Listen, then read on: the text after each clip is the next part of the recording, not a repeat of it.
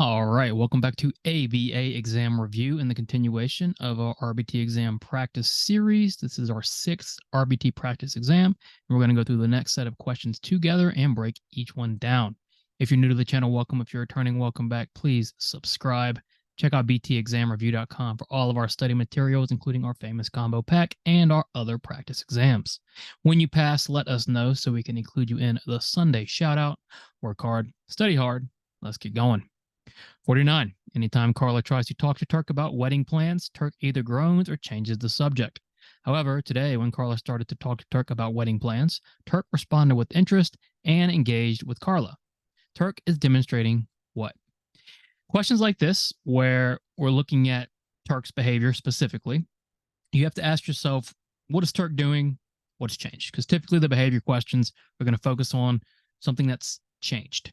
And originally, what was Turk doing? Well, when Carla was talking about wedding plans, Turk would groan or change the subject. So that was Turk's typical response to Carla talking about wedding plans, which is the stimulus.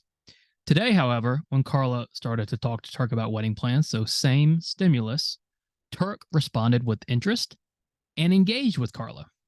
So what's changed? Well, the stimulus hasn't changed. It's the same stimulus. We've got one stimulus in this question. What changed was the response. And when you've got multiple responses occurring in the presence of a single stimulus, what do we call that? A, stimulus generalization. Well, stimulus generalization is almost the opposite, right? Stimulus generalization occurs when a single response happens in the presence of multiple stimuli.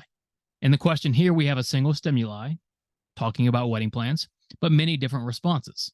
So what Turk has done, or what he's demonstrating, is generalization of his responses. Remember, response generalization, you've got a single stimulus with a bunch of different responses occurring in the presence of that stimulus.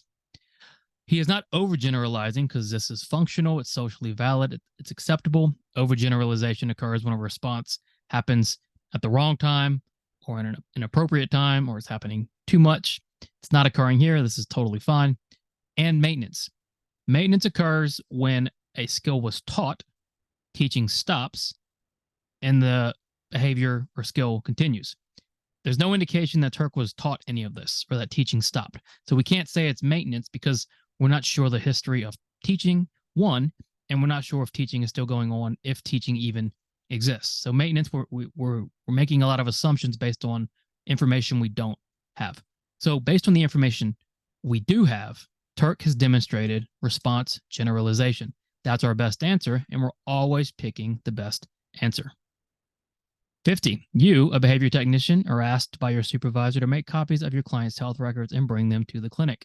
Your supervisor needs the records to write a report. What do you need to be sure to do with the records? So we've got an ethical question here, a privacy question. Maintaining, storing documents, maintaining privacy of our clients. It's one of our top priorities. And so in the situation, you are asked by your supervisor to make copies of health records and bring them to the clinic.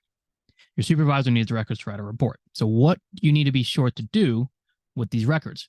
And whenever you're bringing information around that has private information about your client or sensitive information, you need to be very careful with it, and you need to make sure you're maintaining that level of privacy.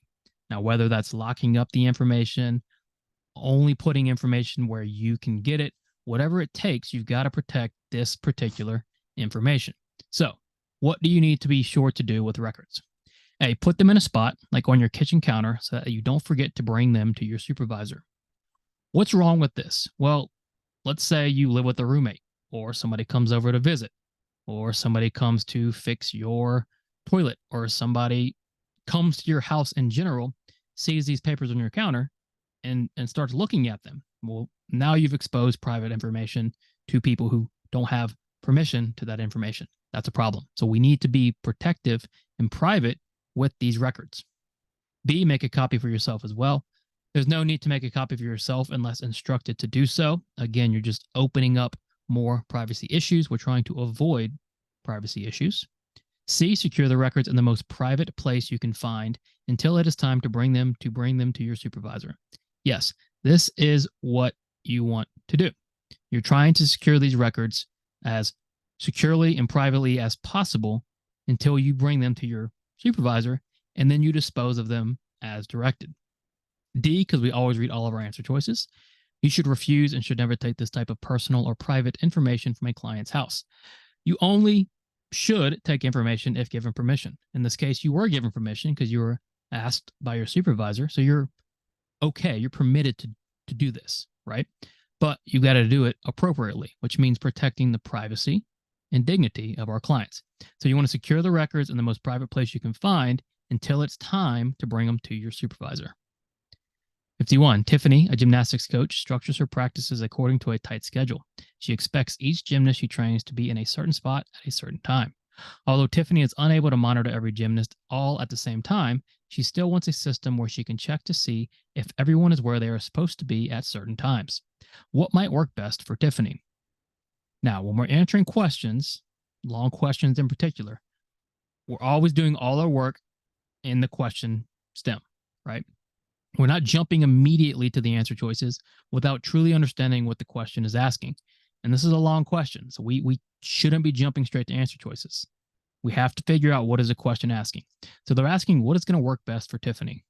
What does Tiffany want? Well, Tiffany wants a system where she can check to see if everyone is where they're supposed to be at certain times. So some sort of measurement system to make sure her athletes or gymnasts are in a position where they're supposed to be at a certain time. We also know she's unable to monitor every gymnast all at the same time. And that should immediately, if you've been studying and becoming more fluent, make you think, well, discontinuous measurement is likely better here. Because with continuous measurement, Tiffany has to monitor whoever she's measuring all the time, every time. Discontinuous, she doesn't. So we're looking at likely some sort of discontinuous measurement. And so what we have in a situation is where we have a group of people where we can't monitor everybody all at once, but we want to at least check on everybody occasionally to see if they're where they're supposed to be. So what might work best?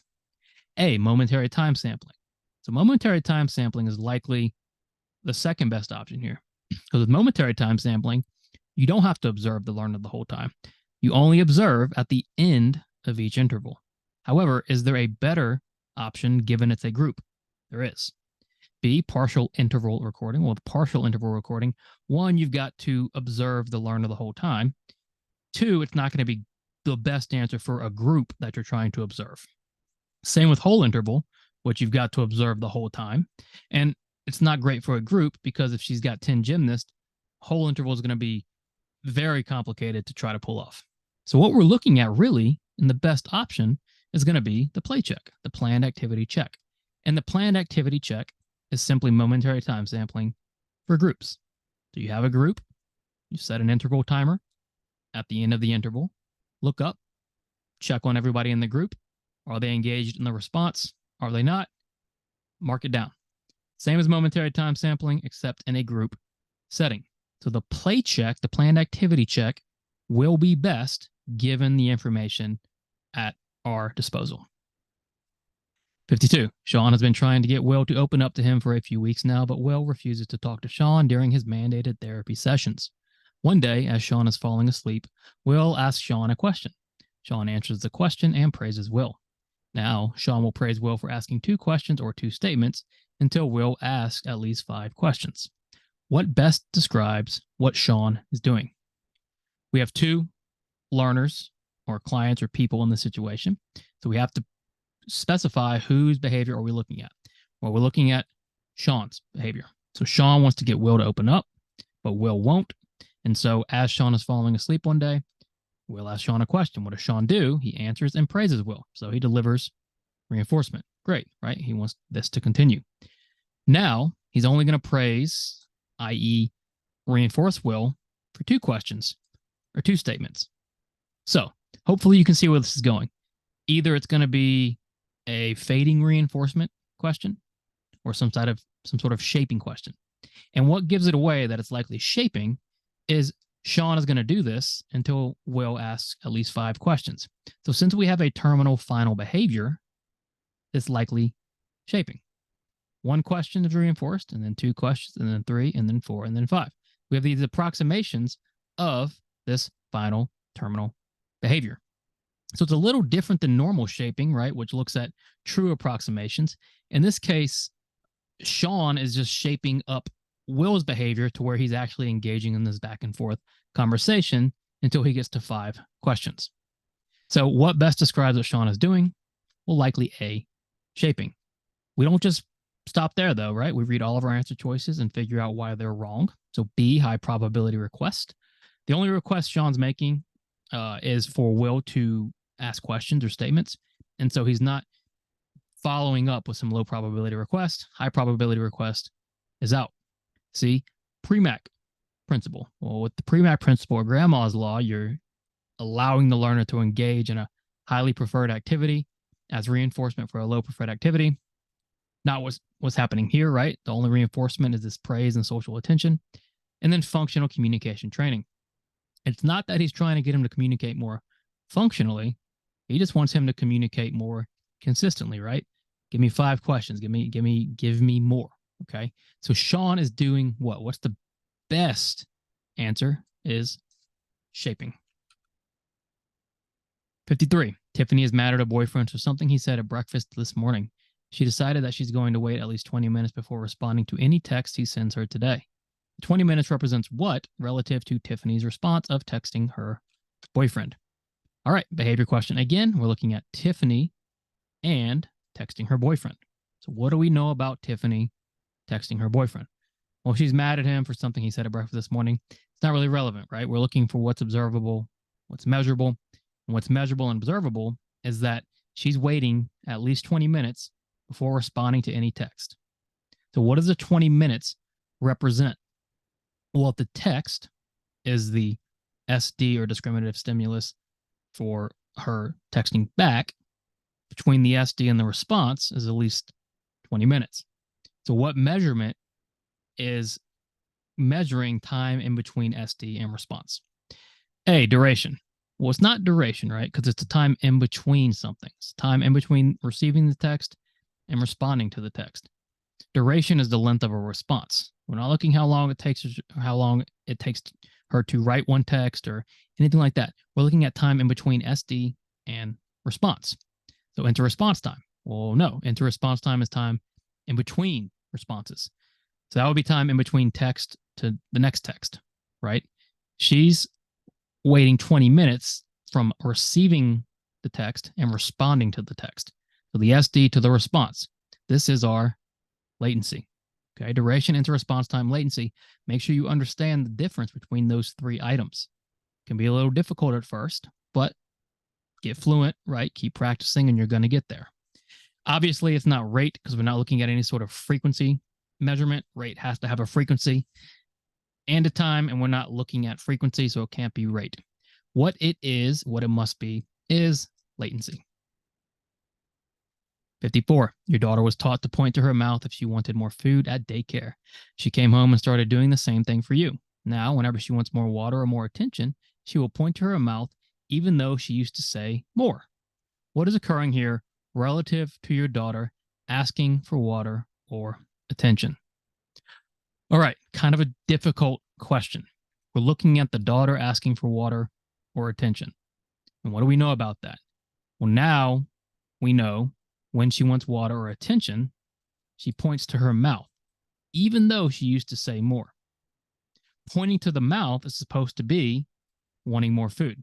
So as we talked about earlier, when something is occurring, when it isn't supposed to be, or if it's occurring too much, what do we call that, right?